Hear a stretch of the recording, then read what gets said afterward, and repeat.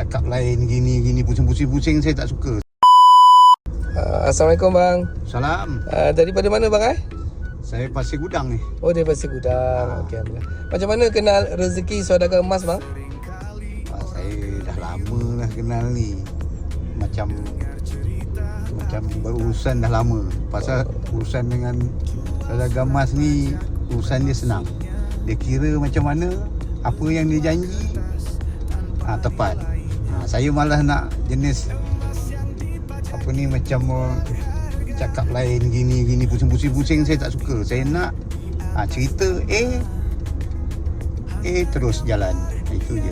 Dia tak pernah nak pusing-pusing. Orang dia macam gini. Saya senang macam ni. Terima kasih bang. Okey bang, servis kami macam mana bang? Servis memang bagus. Kira janji tepat. Senang saya nak cakap. Terima kasih bang.